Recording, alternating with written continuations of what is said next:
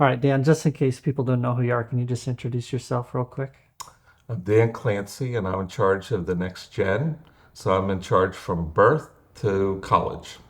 And can you give us just your 60-second faith story, how you became a follower of Jesus and why you're so passionate about what you do?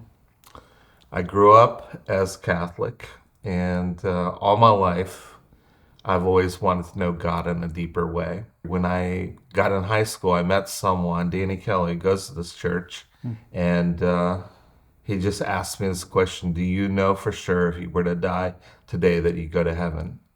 And I didn't know. I didn't have that assurance of my faith. And I went to Mexico on a missions trip, and I realized that all these people that we were sharing the gospel with, they had something that I didn't. They had peace, and they had assurance of their salvation. And that week, I invited Christ into my life, and my life has never been the same. Dan, can you tell us what happened in your life this last spring and how you're responding to it? In April, I've noticed I had a little lump on my neck. It was the size of a marble. And we called the doctor, and it took 3 weeks to get in for the doctor. And by the time it went from a little lump it went from 4.5 inches and size of a Twinkie on my neck. Hmm. And the doctor immediately did a biopsy on it. It got into Mayo. That day, my life definitely changed. It was May the 4th, and the doctor said to me, surgeon, is that tumor is so big that we think it's going to burst out of your neck. Hmm. Never heard anything like that. Hmm. And they're like, this is very, very serious. In our opinion, you only have maybe 6 months to live. Hmm. And me and Leah immediately just look at each other in tears. How do you prepare yourself to hear something like that? Hmm. And I'm like, surely this doctor is wrong. Hmm. You know, I'm not even sick. I don't even feel bad. I got a lump on my neck. So big deal. Then I go to the next doctor, and it's the cancer doctor, and they're like, there's not much we can do. And this is a very difficult thing that we're asking you to do. So anyway, I was hoping I'd hear some really good news, and I didn't hear any good news. And then we went to the third doctor, and it was the same thing. And they're like, you're just going to have to go through the process. And first process was to get surgery. Second process was to go through um, proton therapy, and then right now I'm in chemo. Hmm. And on the way back, the hour and a half that you have back, we're like, what are we going to tell our kids? Hmm. How are we going to deal with this? If it really is going to be 6 months, Hmm. how does that affect the rest of our life? Hmm. And, you go through all those things and difficult conversations you have with your kids, that knowing the things that you're going to have to go through, which was very, very painful. Then I got to the next day and I thought, wait a second. A doctor doesn't tell me when I'm going to die. Only God does. And here I am reacting to what these three doctors have said. And, I haven't even really talked to the Lord about it other than feel sorry for myself. And then I went to the Lord and I'm like, no, this is not the way it's going to end. And, I told the Lord,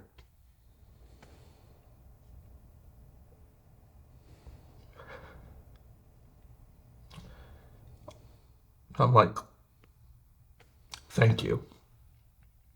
I'm like, thank you. I've had a really good life. Hmm.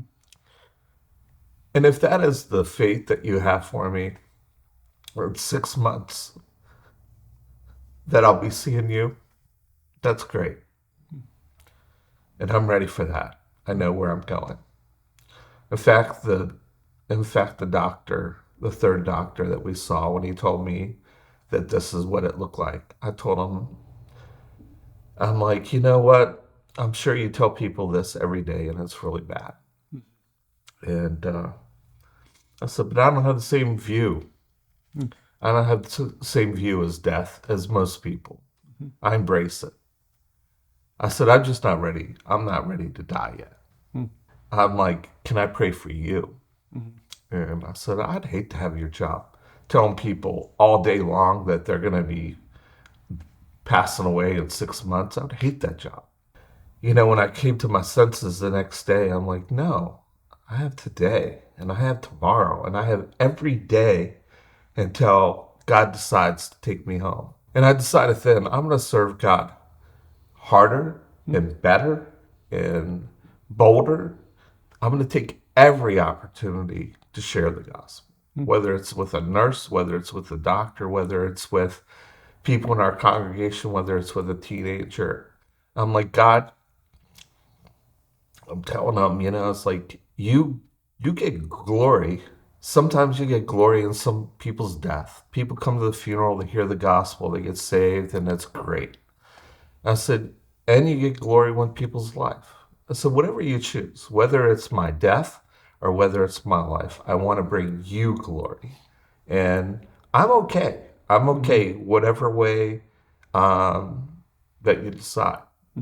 But I want to be used by you.